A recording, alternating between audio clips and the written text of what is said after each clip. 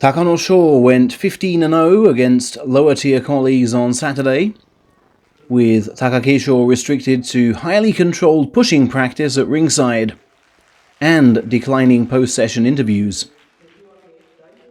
After polishing off his juniors with various force-outs and push-outs, Takanosho told the press, "We took the 26th and 27th off due to rankings chart day and medicals, so I feel rested up after the tour." While journeying around Japan last month, he was commiserated by many a fan on his July playoff heartbreak. "Honestly, that hurts," he said. "It's no good just settling for runner-up." His next goal is to regain a Sanyaku rank after 30 months away. Elsewhere, Hoshoryu, who missed all but the end of the tour, fought 17 times at his Tatsunami stable base. The adductor strain of late July has not fully healed, and he does get resisted at the rope, even with inside right secured. But it's still okay, the Ozeki maintains. "I'll admit I'm a little stiff right now, and have clearly not trained enough, but I've got the necessary time to be ready by day one." Contrary to what I said yesterday, he's actually up by 7 kilos instead of 3, but Nikan Sports notes his weight gain has had little to no effect on his speed. "And I'm harder to push around these days, so I think I've gained weight wisely, and with no change to my diet," he says. Today, September the 1st, saw Hoshoryu focus on work with the heavier dumbbells he now uses, 20 kilos instead of 10, before chest lending to colleague Tatsuo Jo, who turned 21 today.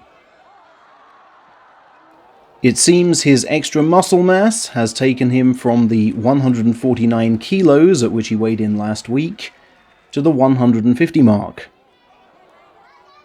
"But I need to loosen these muscles up between now and next Sunday," he claims. The man he bested 7-3 in Saturday's morning session, Meisei, has finally revealed why he sat out the tour finale. "I came down with a fever on the 24th, he told Spornichi, and was then mostly bedbound for 4 or 5 days. That's why I missed all stables as well." On his most recent session, he said, "I could move around better than I thought. I don't think things are looking too bad. I fought more than enough on the tour, so I've built up a certain rhythm."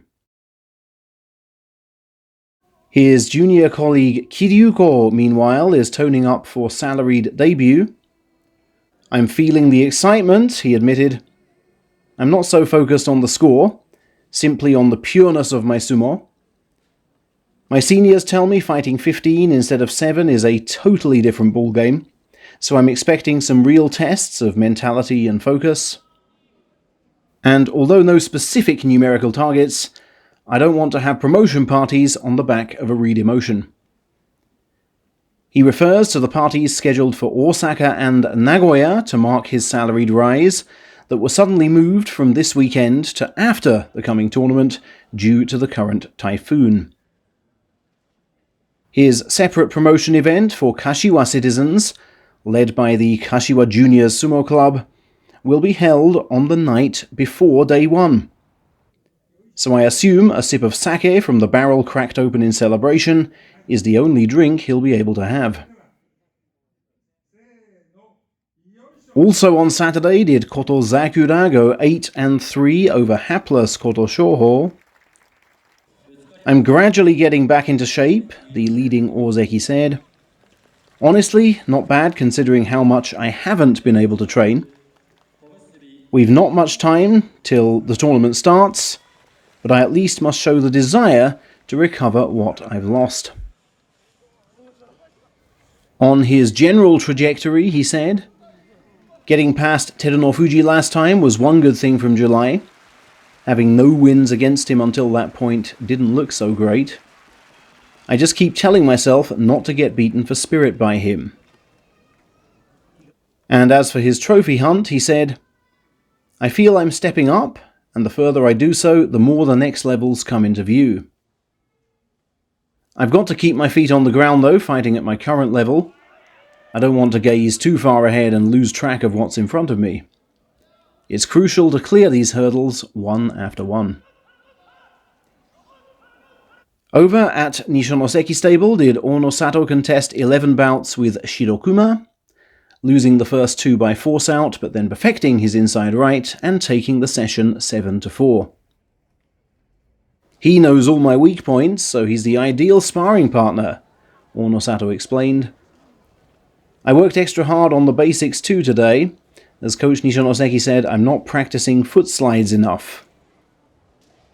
It certainly seemed Onosato put more into bouts than into basics on the tour just gone. And he again invoked memories of May when speaking of his September goals. Shirokuma, sporting his new grey-blue belt, said, Onosato's so tough to face as he mixes it up every time. But this isn't half a good way to prepare for September. Training has gone really well until now, so let's try to keep this up. Kuma then joined Coach Nishonoseki on the ride up to his native Fukushima for a top-tier promotion party, unaffected by the typhoon, which is much further south. There, the master challenged his student to help banish the pain of his own failure to secure a special prize on Top Flight debut by just a single win.